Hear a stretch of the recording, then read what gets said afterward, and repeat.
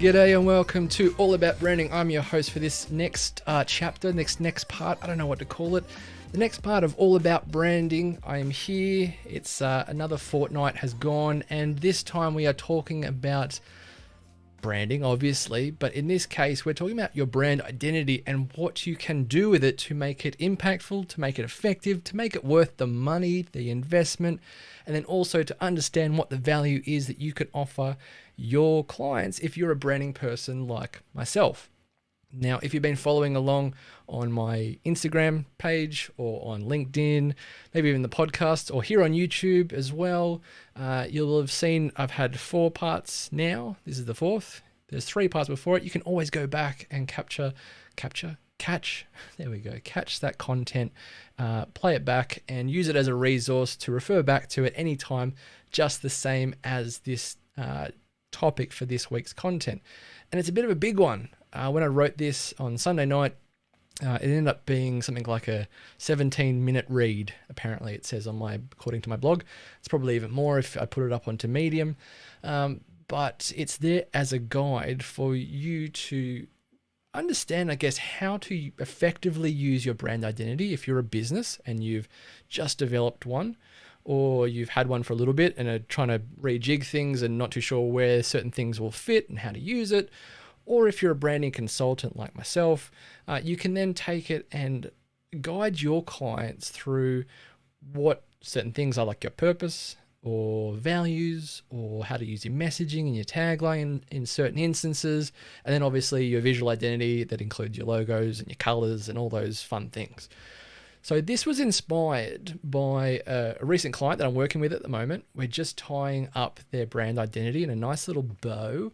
And from there, what I am trying to do with them is help them see how they can now utilize it in the real world.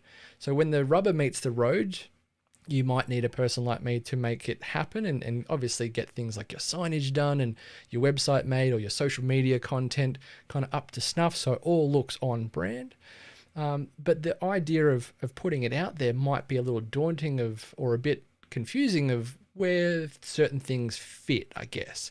So for me, I can, I guess, relate to this in some way, that if I went to an architect to design my dream home, I'm nowhere near that stage in my life, but perhaps in the next few years, if they gave me some plans, I'd think it looks good, but I'd have no idea what to do with them.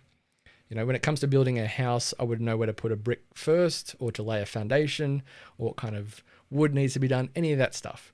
Who does? Unless you're a builder, obviously. And that's who I would turn to. And in that case, if that's who you are, you have no idea what to do with your brand identity effectively, you'd most likely turn to a person like myself, a designer or a branding consultant or a marketing team to help you get that identity out there to communicate with your consumers.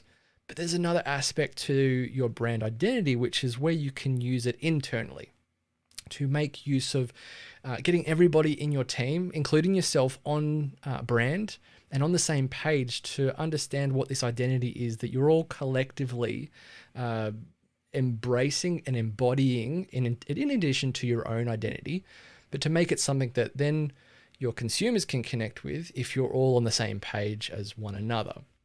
So in terms of digging into each of these things that make up your brand identity and how to use them, we kind of need to dig into just a bit of a quick list here of some of the likely things you're going to get if you do go down the rabbit hole of making a brand identity for your business, or if you have one already, just a bit of a rehash here to see what all the different things are. And let's start with number 1. First one is your brand purpose, followed by a brand value or brand values if you have multiple. Then you might possibly have brand mission and or vision. You can then have brand personality or maybe even brand archetypes. You then have brand messaging. This includes things like your tone of voice, your story, your tagline, your slogans, and any other kind of brand language that gives life to your brand to connect with others. And then the main one that everyone will generally turn to a designer like myself for is a visual identity. And this includes your colors, fonts, logo, icons, illustrations, photos, all that jazz. And then if you're really good at it as a branding consultant or designer, or you turn to a really I guess a branding consultant that just does everything, is a bit of a unicorn, you might also walk away with things like sonic branding. This could be, logo stings that you hear, like Netflix's doo-dung, like startup sound, even the Apple startup sound, or jingles, theme music, certain voices, that kind of stuff, to really add an extra layer of connection and to, appease the senses. When you hear sight, you hear sight. You hear sounds, you see things, and you connect even with smells or touch or anything like that to make a full rounded identity, and then subsequently a brand experience as a result of that. So to add a bit of clarity here, I'm going to separate the two. And you can see this in the article that I've written about this on my blog. You can always refer back to that as a bit of a reference point, because it is a bit of a handy guide there for you to illustrate the differences here of separating your brand identity in two parts. One is your internal identity, and then the other part is your external identity. So your internal would be your purpose, your values, your mission, vision, and maybe your personality, which is kind of like a bit of a halfway point between the two. Then your external brand identity parts are your messaging, how you communicate with your consumers, and then how you visually communicate with them with your visual identity aspects, and then also your sonic branding and any other kind of sensory things that are iconic to your brand that people can identify you by. So they're the two parts, internal, external. The difference between the two is that you don't necessarily need to or explicitly say or communicate, should I say, your internal identity with your consumers. They either won't care about what your purpose is in life or your values. They might not connect with them, and that's okay. If it's a toilet paper brand, do you really need to connect with the toilet paper brand's values? Possibly not. Or possibly yes. Depends on what kind of identity that you're building in addition to the product that it is you sell. Or they won't want to know that they're being sold to. So your external identity, on the other hand, is just but it's how your consumers are going to be typically exposed to you, so that you can communicate with them in those different ways and offer a brand experience as a result. There's some other aspects, I guess, to your brand identity that can form what it becomes. And my hope is that you'll have also walked away with brand positioning. It's where your brand is positioned in the market. So between who your competitors are, what your customers are looking for, so that they know you for a certain thing. You become known for a certain thing to your target market, so that you're not having to compete with somebody. They turn to you over others for that thing, hopefully. And then you can work towards, that by putting your brand identity out there for people to connect with and then remember you by. And that's the beauty of having a brand identity. Some call that aspect in terms of positioning and things, it kind of blurs the line with brand strategy. But at least you know where your brand identity needs to sit to be able to put it in the right place at the right time for the right people against those that you're competing with. Now, if you're even luckier, especially having worked with me, above all of this, or at the core of things, will be a unifying theme to make it easier for everybody, from the CEO, which might be you, of the business, or the founder, all the way down to your lower level team. It might be a receptionist at that kind of level, so that you all understand what the brand is there to do, so that everyone is on board and then on brand subsequently. This can be quite broad. It can be a very broad kind of concept, but it's effectively known, and I was taught this, as a one-word positioning, which is not necessarily one word. It can be a phrase, but in terms of what you do is that you'd place this at the center of what your brand is. So let's call it your brand core, for ease of use to refer back to, and to kind of visualize it. I'm going to show you this. If you're watching on YouTube, you can see it. Otherwise, you can look on the blog article itself. Is this little graphic here that I've made. I'm calling it the brand web, if you will. Not like the internet web, it looks like a kind of a web where you have the brand core at the center. And as you go out, you have certain layers where you have the brand direction, which is your purpose, and then your values and your mission, vision, personality, and positioning. So what direction your brand is heading towards, what you're trying to achieve, or your goals and things like that.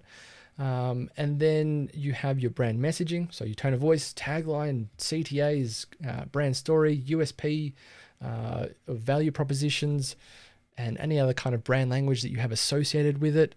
And then you have your visual identity, so your logo, your colors, your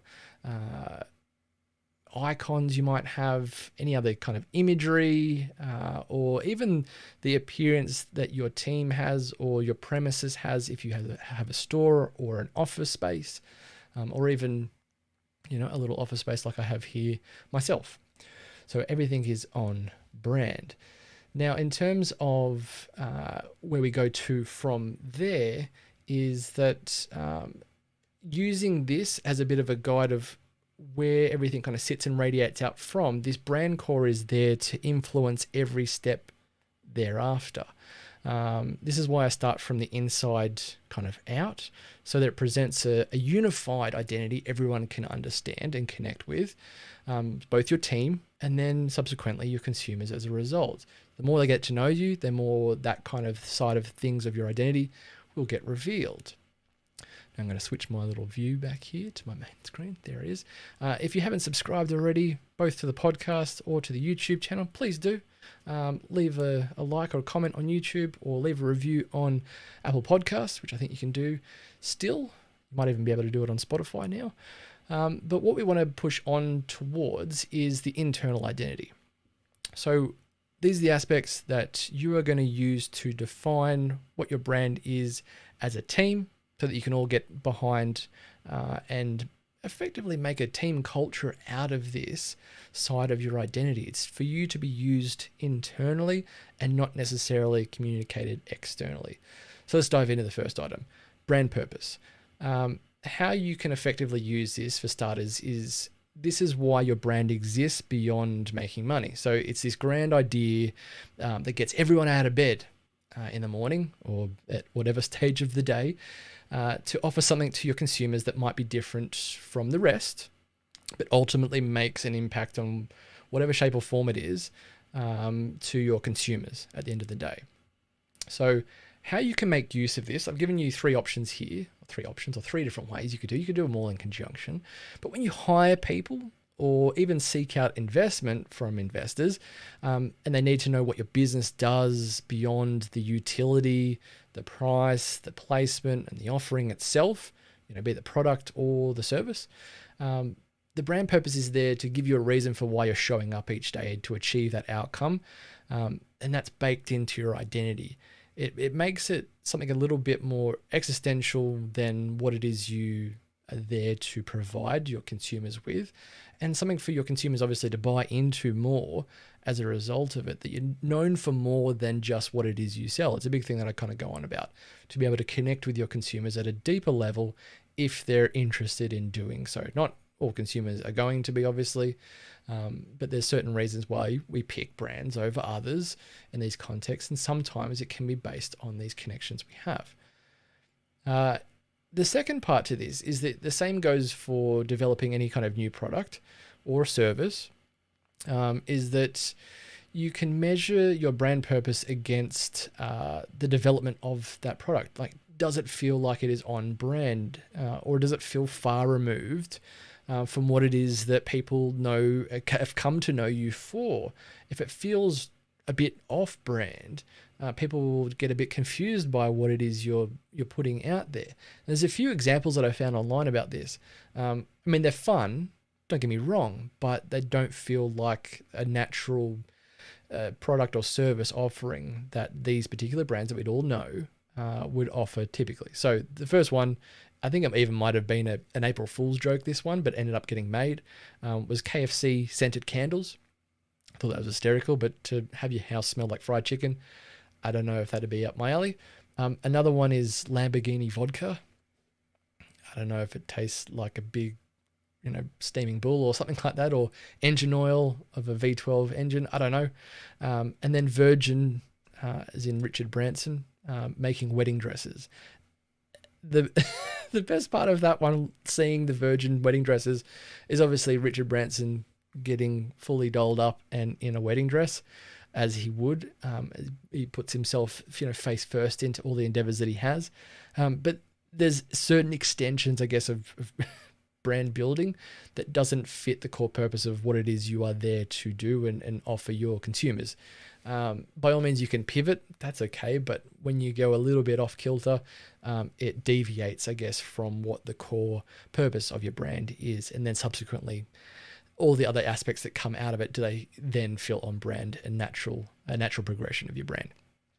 The third one here is that you can use your purpose to guide initiatives beyond your core business offering. It's similar to developing new products here, and it blurs the line of what your mission and your vision can be used for, to clarify that maybe that specific ambition that you have to help connect with people or other consumers, in addition to that purpose. And this is why I'm not so keen on, I guess, a mission or a vision, putting that into the mix as well, as it only gives you another one or two more statements to need to remember and then execute on.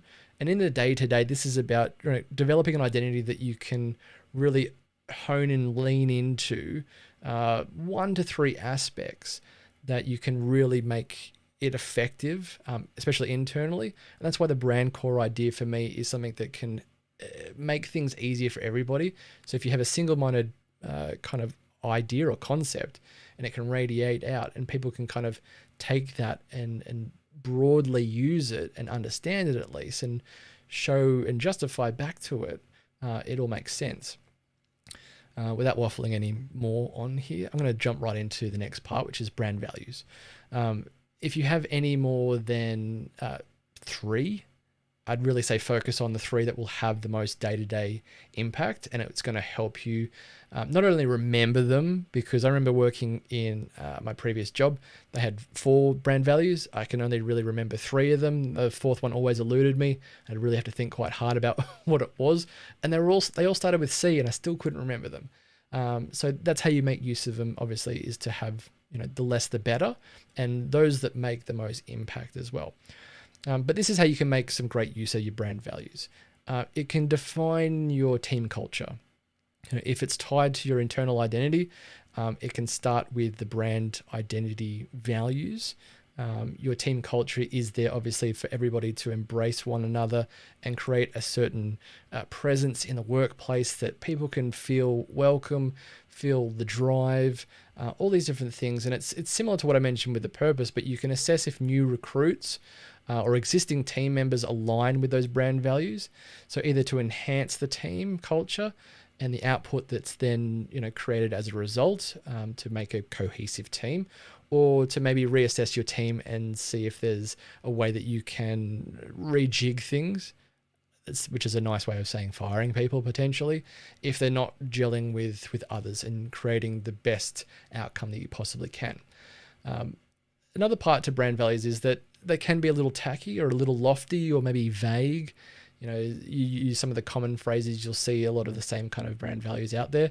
I'm not really fussed if they sound generic, but if you can put it into the context of what is going to be useful to your brand, especially internally, so that you can make it useful and everyone can kind of understand what the meaning behind it is, create a sentence that kind of makes it specific to your company, to make it specific to your brand.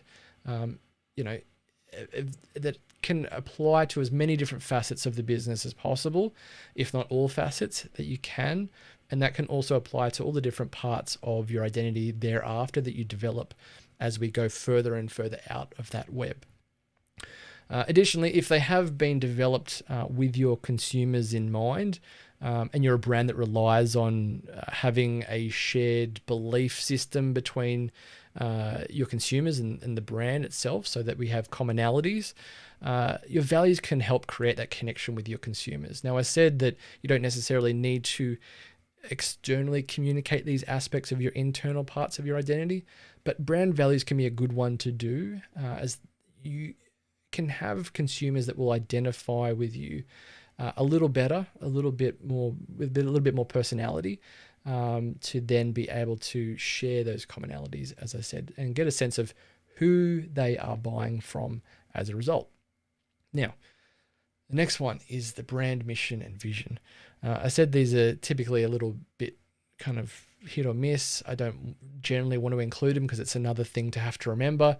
And it's because they can typically be, for a lot of businesses, a bit wishy-washy, and you're kind of ticking the box as a brand consultant to add them in there because someone said it's a good thing and you put it in there to make a well-rounded identity.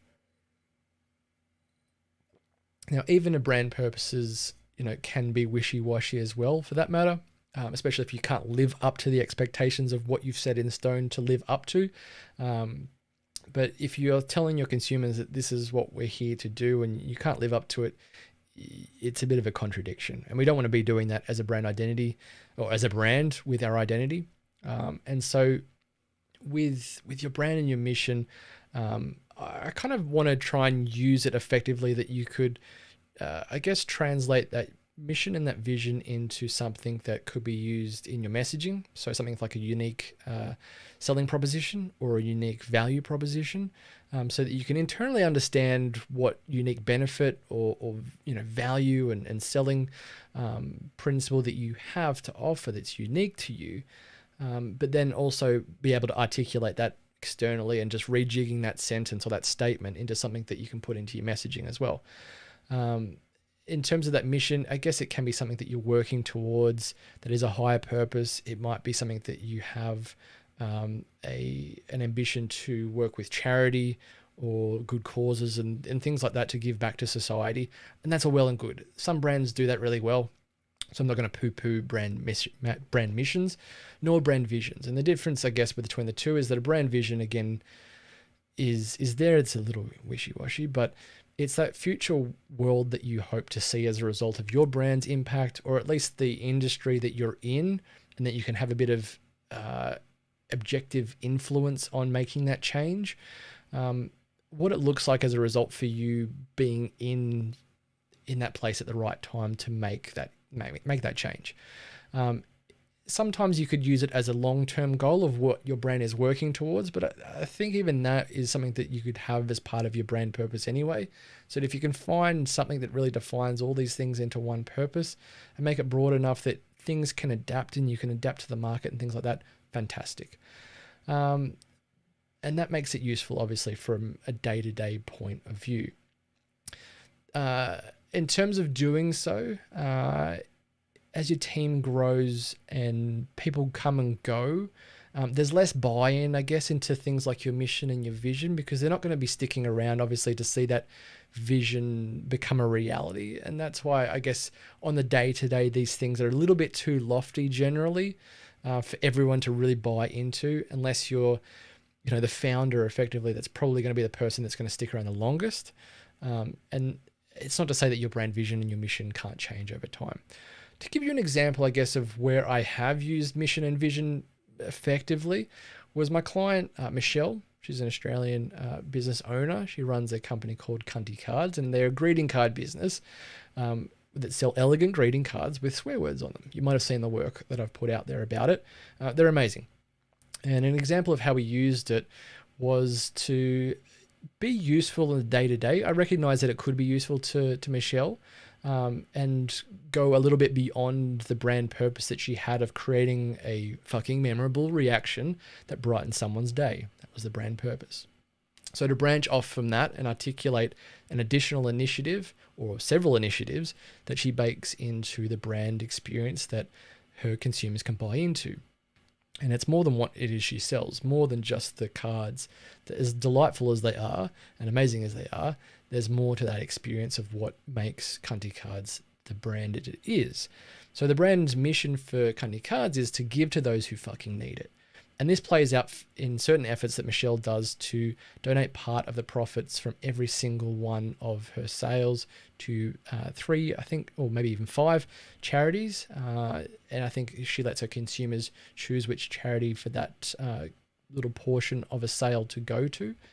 But then also she gives out these little business cards, little size business cards that have a little message on it that is included in the package for her consumers to give to some random person that they might see on the street that's might look like they're having a hard day, put it that way. If they're crying or they're looking a little mellow or, you know, a bit lonely, giving someone that card, that little tap on the shoulder and saying, you know, I see you, basically. And it says something like, oh, you know, you are loved. And pass this card on to somebody else, kind of thing. And it's spreading that love to give to those who fucking need it at that time. The vision itself for Candy cards is to celebrate with those who give a fuck. And obviously there's a lot of profanity here. It's because one of the brand values was profanity. There's a couple of others of happiness and contradiction. I won't go into them, but this is why there's a lot of F-bombs and possibly C words, but it starts with a K. Again, in terms of that vision to celebrate with those who give a fuck, it sounds lofty, but in terms of what Michelle does internally, it's that backbone of Candy cards to collaborate with others, you know, other brands, business owners, and individuals that share that same desire to give to those and make an impact in some way to make it an even better experience, a more memorable experience to create a reaction. And for Michelle, the part of her brand core is the singular word, one word positioning of a reaction, to elicit a reaction from her consumers or even the people that buy the cards from her to then gift them on to their loved one, their certain somebody. And it makes a really well-rounded identity from that aspect. All right, moving on to brand personality. This is the kind of last part that it can kind of go between both internal and external, but it's your brand personality. And I typically include this as part of the brand messaging stage for my clients, as it really helps, I guess, create the tone of voice and character that is used in the subsequent messaging. But then also can translate into the visual identity, what kind of personality the logo might have, if it's fun and engaging, or if it's quite serious, or if it's kind of needs to be tech-based, that kind of thing. It can include many different facets to make a personality. And there's an exercise that I do with my clients is to understand a few attributes about what that brand of theirs embodies for their customers or how they see their customers, so that they can show up and be remembered for a certain kind of characteristic about who they are as a collective entity. So with us as a personal brand, we obviously are born with a certain personality based on who we are as we grow up and the life experiences that we have. And we want to tie that together with a brand personality to make something that, you know, you can be remembered for. It makes a point of reference for all the preceding elements, obviously, as I've said, but I want to give you just a few examples of how you can then use it effectively to make, you know, that brand personality sing and exude into the rest of the parts of your identity. So when you develop new ways of communication with your consumers, I'd really encourage you to refer back to the personality, your brand personality that you hope to convey, just to see if that language hits the mark, if it's on brand. So if you have, let's say you hire a social media marketing team to develop your content, and they obviously aren't part of the day-to-day experience of who you all are as individuals, and then you all come together to be this one identity. If they're far removed from that, if they read what the brand personality is, they can craft a message in your content that is on brand time and time again. And then you'll be able to show up externally, obviously, with a consistent personality that doesn't make your consumers, I guess, feel like you have a disjointed or, dare I say, split personality. And, you know, if you're a co-owned, I guess, a brand or business, and it's just you and another, you might show up and write your name at the end of a caption, and you can embody that side of your personality, so you know who it's coming from, or your consumers know who it's coming from, if that makes sense. Additionally, the second point I want to kind of give here about brand personality is that a unified part of your brand identity, it's a unified part of your brand identity that could be either based on your founder's personality, that made the brand what it is now today, or it's formed as a collective identity that pulls a little bit from all team members. So you got to kind of decide what it's going to be. If you're going to really lean into the personality of who the founder is, especially if they're going to be the face of the brand, or if it's something that you show up as a collective and you pull different parts of your brand identity from your team, if they're going to be obviously hanging around, or that at least have a kind of base to work from, so that as your team changes, they can always refer back to this guiding principle of what that brand identity was to begin with. I think in terms of a brand identity, there are some things you kind of got to be mindful of, that you're working with. What you're working with is separate from who you all are as individuals, which can be tricky, I guess, to embrace and take on that personality, so that when each of your team shows up, you're all kind of on brand. So my suggestion there is not to, I guess, forcibly change the personality of each of your team that needs to show up. It's more to encourage them to turn up, I guess, as an ambassador for the brand and accentuate your presence to include aspects of what your brand embodies. And it's kind of, I guess, akin to who you are as an actor in a movie. You don't bring who you are as an individual, you bring on a character. And I don't mean to show up inauthentically or anything like that, but just to be a slightly removed person. And I'll give you an example of this, is that for my own brand, I show up as Frank with a personality that I want to have my business be known for, to suit the offering that I deliver with my clients and to attract, I guess, the kind of client that I hope to engage with. Away from my business, I'm often told that I'm not the same kind of person by my friends and family. And the way I see it is that when I'm in my branding space, in this space here that you see me now, I'm in my element of interest and my desire to connect with people, to talk about branding and engage with people. I turn on this extra 10% of personality than who I kind of normally am to be on brand for my business, to be G'day Frank. And, if you hire a team with that same kind of desire to embrace your brand personality or already embody those personality traits, I guess, those attributes, it's really going to help define that experience your consumers are going to have when you engage with them and enhance that brand identity, that internal identity that your collective team is going to have as a result. My final tip here with the internal identity is none of this needs to be groundbreaking. I've really got to say this. It doesn't need to feel like you're reinventing the wheel. Certain words might seem a bit naff, but you make them contextual to your brand. The simpler the better is the general rule of thumb here, so that it allows your brand to be flexible and then adaptable for each of your team to kind of take on and interpret in a unique way that might open the door, I guess, to new ideas that you can be able to then connect with your consumers or better connect with one another as a team. So just remember that even the little things can make a big difference here, but it just needs buy-in from everybody internally to be just most effective going forward. All right, I'm going to take a little sip of water here as we're at the halfway break here. We're at half an hour in. It's going to be another long one, but we'll get there. See if I can go a little bit quicker in this next half and skip over a few things. But if you at any time want to refer back to this as a guide, it is on my blog, g'dayfrank.com/blog. You'll find it there. So let's press on. There we go. The external identity. So we have to start with, in terms of the external identity, how you communicate externally to your consumers is brand messaging. And if I can, this is always the middle step of developing a brand identity with my clients. And this is after we've developed their internal identity, which is what I will generally call the brand direction.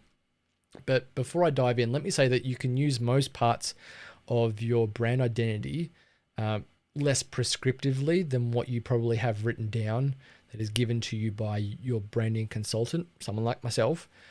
Don't feel like you need to, I guess, use it word for word. There are certain aspects that you'll probably want to keep as is and not deviate from.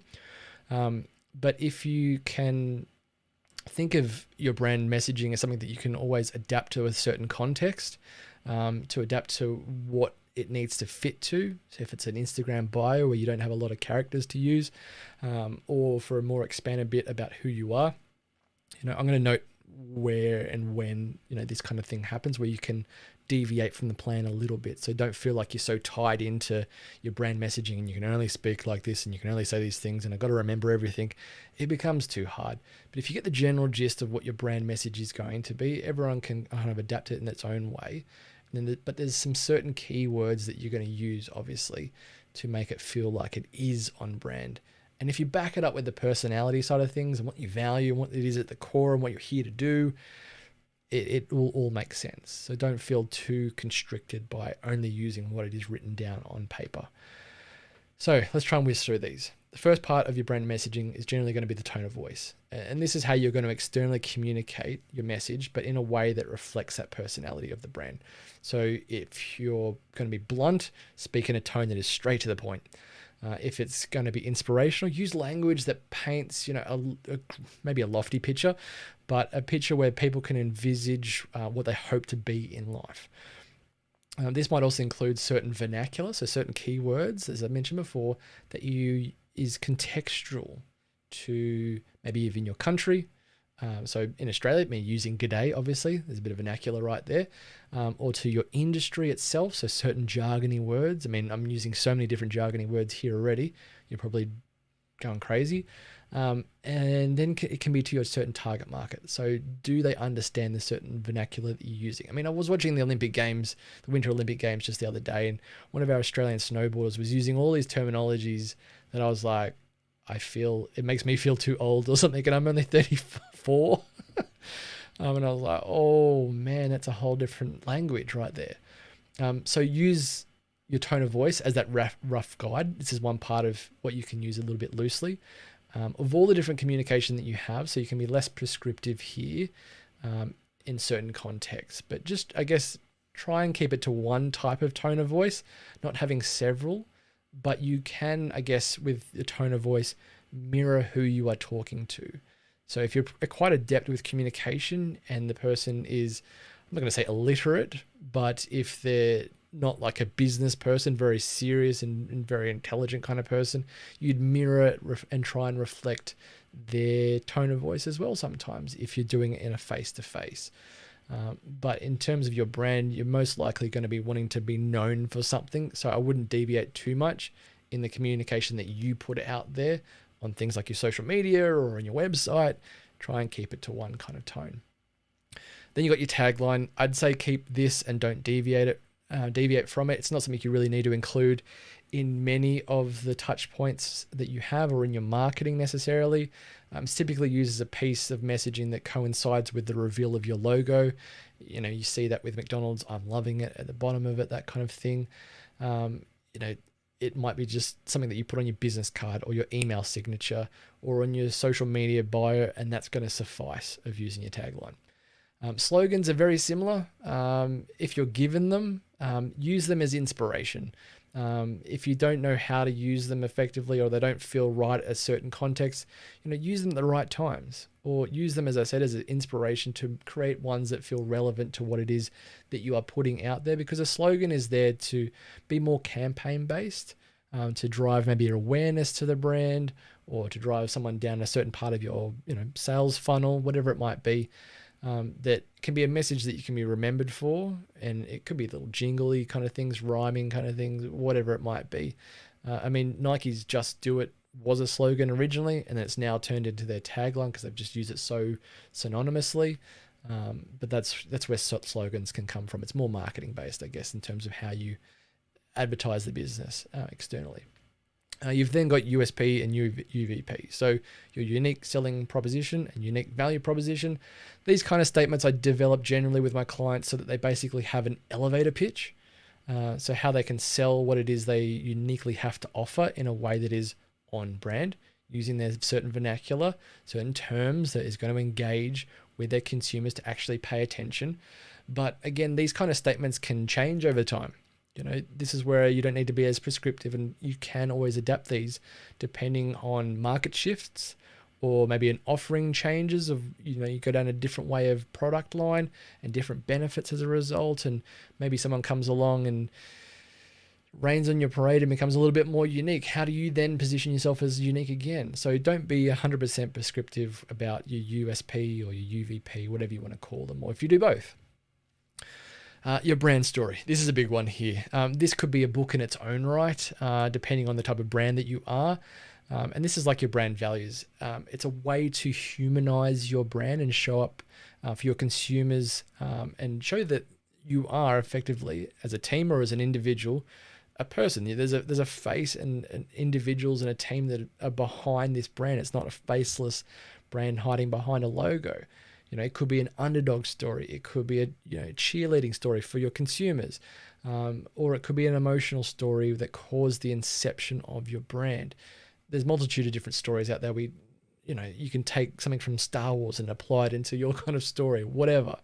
But these stories give us that opportunity to let our consumers in and give them more ability to align and maybe love the way that you do things or what it is you have to offer, to know what place that comes from.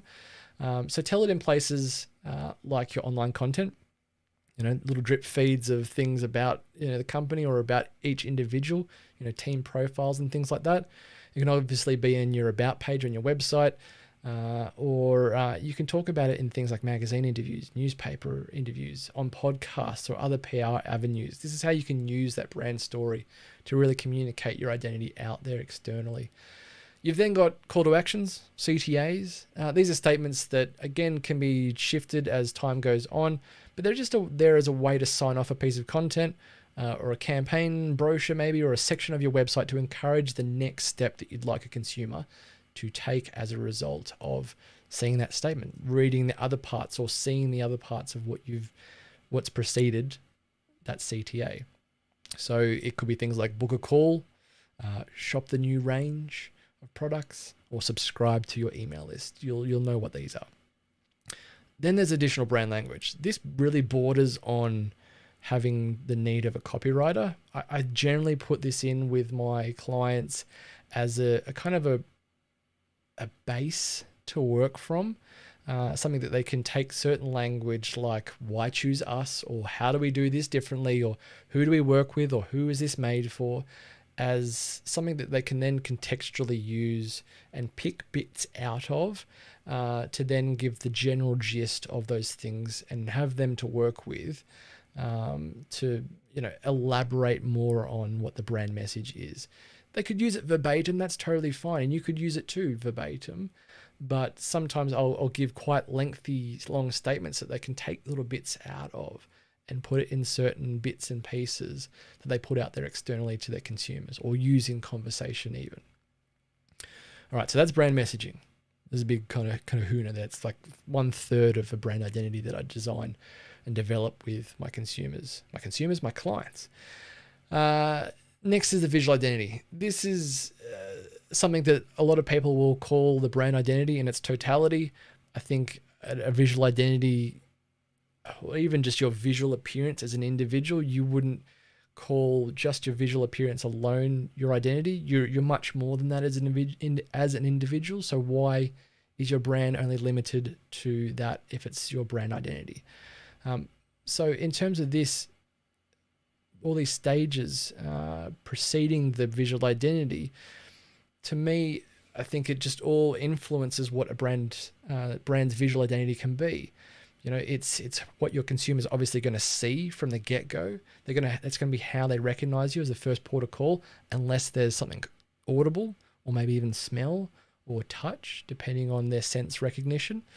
But this is how you can differ your brand from a visual aspect from others, so that people can see you in certain touch points and recognize you over at another person. So say we're talking about a supermarket shelf. How does someone identify yours over another? It's going to be the visual aspect that's going to catch their eye. It could be the logo, it could be the color, it could be the type, it could be the package itself. All the different aspects are attributed to that visual identity that people are engaging with of your brand identity and how it plays out in the real world. So to give you a bit of a universal guide to a visual identity, because it can be different to a service-based business than what it plays out to for a product-based business. I'm going to give you a bit of a universal guide here, remembering that the main goal of your visual identity here is being consistent in your brand's appearance so that you can increase those chances of being seen first, or being seen and then obviously being seen first, which is the big goal there. So the first part is color. How to use this most effectively is try and stick to 1 to 3 colors at most. I mean, I really lean into pink. You can see my little pink fingernail. I've got a little pink light glowing on me, pink thing on my microphone here, thank you Rode, and a light behind me that's pink too. So, you know, if you have a multitude of colors that form the primary appearance of your business, use them all together at all times, because like a rainbow, they never appear without indigo and orange to be known as a rainbow.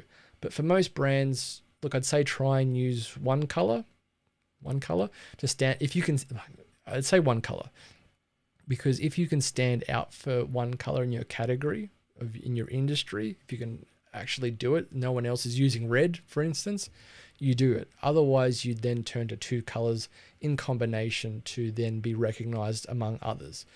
Just make sure, I guess, you use your color values that you are given, if they're RGB for digital, so red, green, and blue, or cyan, which is cyan, magenta, yellow, and black. The K, or Pantone colors, which is what you use for print colors. Use those values, those color values, those little codes and numbers associated with each of those colors, because color is one of those first things that our consumers are going to recognize, and you want to be consistent with that in the context of where they're going to typically find you. Because the best part is that if you've done your job well by using your colors, you know, like they're going out of fashion effectively, which is what I do, your consumers are going to see you when it's not in context. So let's say when you're looking for a can of Coke and you're in a supermarket, you're going to be looking for the red one. But when you're in different other contexts and you might see something that's red, you might think of Coke in different instances. That's when you know you're doing your job well. And I've had people say that. Someone saw a slippery when wet sign, and they're usually yellow. One was pink though, and someone said that it reminded them of me because I use pink like it's going out of fashion. And I was like, I hope it's not because of the slippery when wet. Anywho, you can have those associations out of context. And if you put it out there that much, color can be an absolute champion for your business and for your brand identity, obviously. Now, in terms of type or fonts, the same goes for, you know, your fonts like it is for your colors. Use the same ones consistently. Same goes for your typography. Use the same heading, body styles, paragraph styles, hierarchy of font sizes. So, you know, typography is really a discipline in itself. It's an art form to some when it comes to design, I guess. So you're not going to be marked down for not getting it right all the time, but follow those guidelines that you have in place so that your consumers can read the right part first. So, you know, they're going from biggest to boldest to, you know, size, if it goes smaller and smaller, of the hierarchy, to be able to effectively communicate the message you have. So, you know, when you read newspapers, the big bold headline, you get drawn in by that, and then it goes to the smaller bit of text, the subheadings, and then you go to the body text and read on and read on. If it doesn't capture your attention the first part, you're likely not going to read the rest. So that's where we can use language in terms of typography in a way to communicate a message to cut through and get people's attention, just the same as we do with color. Then we go down to the aspect of logo design. This is obviously what a lot of businesses come to me for, is I need a new logo. It's like, yes, but let's do some more. Let's create your identity that people can remember you might buy more than just your logo and what it is you do to be a personality that people can connect with. Whew, that was a mouthful. But this is going to be shown at tiny sizes. This is going to be shown at big sizes. Hopefully your designer has done the due diligence of making you an adaptable, or what you call a responsive logo that can be utilized in those different aspects. Because, you know, if it can be afforded some more detail, a more detailed version of the logo, you got to make sure that it can be seen from a mile away, like the Macca's logo, but also seen at a small size. If it can't be seen at a small size, maybe have a minimal version of that logo so that it can be used at smaller sizes, but still be recognizable in the essence of what the logo is in its main form. I've talked a lot about this in other bits of content. You'll be able to find it anywhere. A lot of designers talk about how to use your logo effectively. It's more about the other aspects here, I guess, because logo really gets a lot of the limelight. Now, in terms of other elements, no matter if it's illustrations, icons, photos, photo style, kind of grades or anything like that, even video content, any other graphic elements that you have, these can change over time. I'm not saying set these in stone either, just like your messaging, but make sure they're consistent across all the touch points that your consumers are going to engage with, so that when they navigate from your LinkedIn page, to your from your company profile, to then see your Instagram posts or your flyers or ads that you put out there, or then funnel down to your website, they're going to be greeted with a consistent visual that they can easily associate with you. Even if these moments are weeks apart, it can take up to 7 times for a consumer to recognize and remember you as a brand before they then want to buy from you. So this is where the idea of consistency, as I said at the start of the visual identity aspect, to make it as consistent as possible. That's the real goal of your visual identity. One thing I'll say, I guess, about your visual identity is that it may, many overlook this. And I'm starting to introduce a little bit more with my clients, especially the ones that are service-based businesses, is to put it into context of how your team will appear. And I alluded to this before of how you appear in person as an individual, obviously as a team, and then even your premises, if it's a shop or an office space or anything like that. It could be the clothing style you wear, the jewelry that you have, the decor, if it's pot plants, if it's certain lighting styles like I've clearly got going on in here. These are aspects of your visual identity now that can be more than just some color on your website and some, logos and things like that.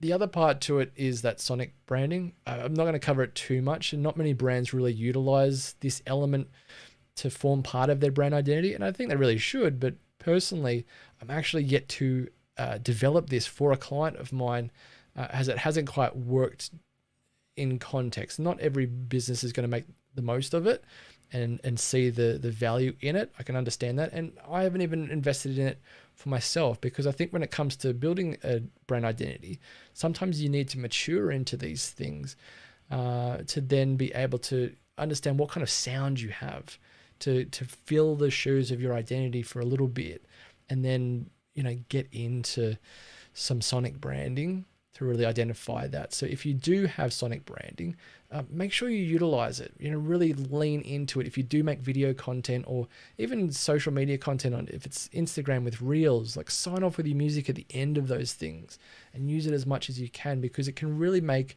an added play for people to connect with your identity and then recognize it as well.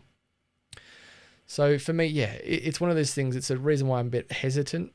I think for me, if you're just like me, being a brand that's 1 to 3 years old, it might feel a little too early to have that. And that's the same I guess aspect with your brand messaging, is trying to find the right voice, and it might take a little bit to massage that into what it you feel most comfortable with, and as your team grows as well.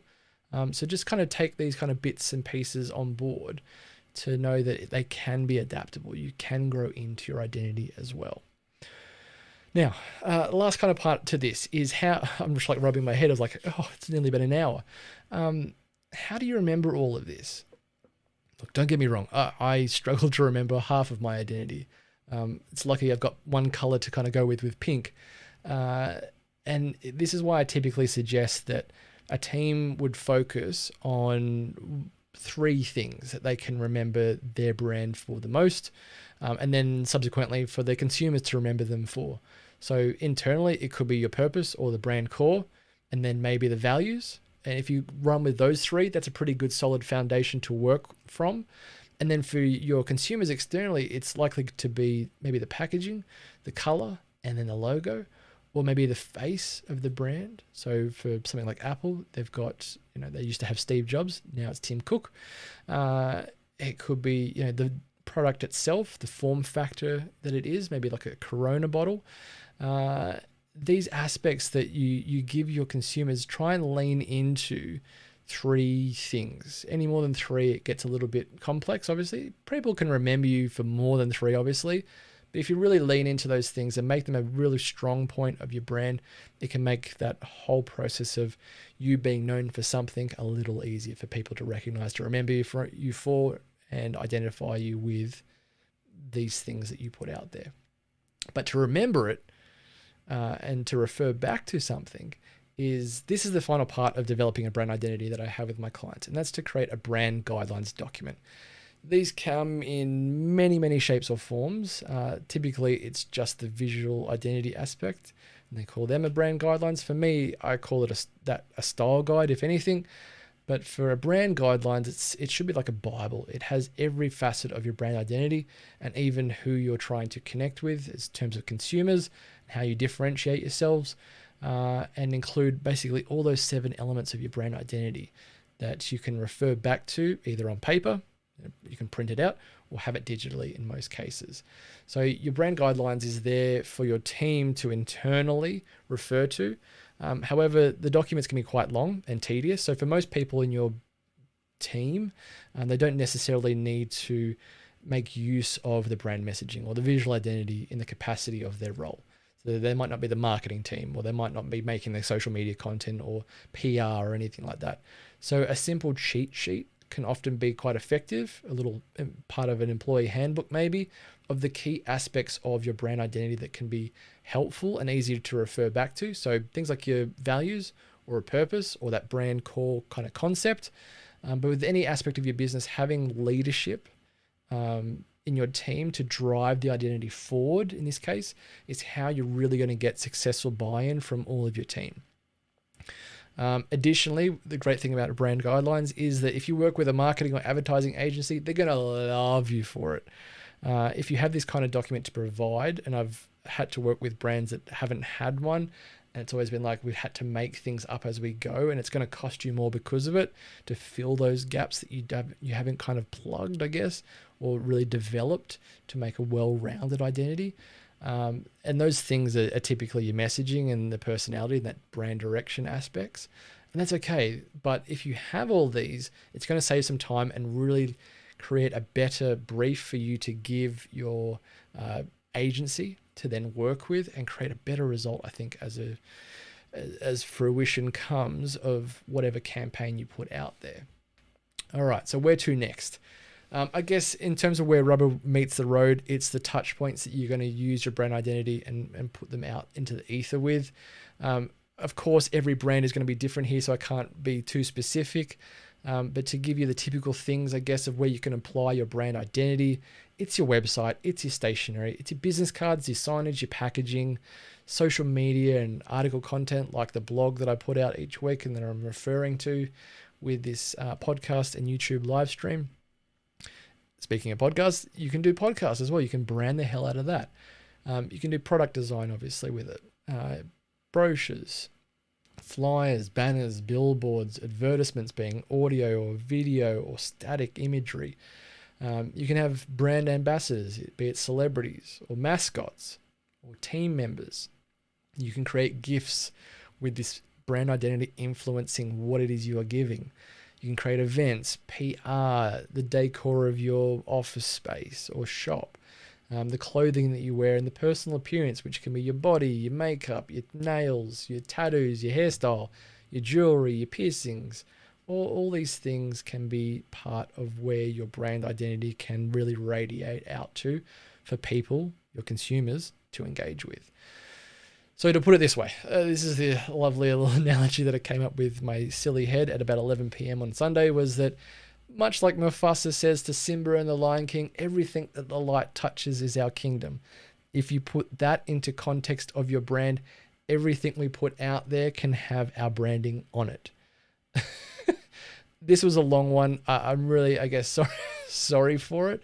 But I hope this is a really good guide, though, that you might take something away from or refer back to it time and time again. It's there on my blog, g'dayfrank.com/blog. You can find this article.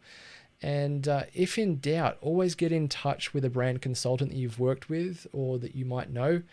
If you need someone, say g'day to me if needed. But if anything, if you have those brand guidelines and you refer back to them time and time again, you're going to be onto a winner, because you're going to have that direction to make a consistent brand experience every time, both externally and for your team internally, to create a better result. All right, so that's it for me for another week here on the YouTube live stream, on the podcast, all about branding. Thank you so much for joining. In the meantime, catch up with my content on Instagram and LinkedIn and TikTok, and I'll see you in 2 weeks on here doing the same jam. I'll catch you soon. Bye.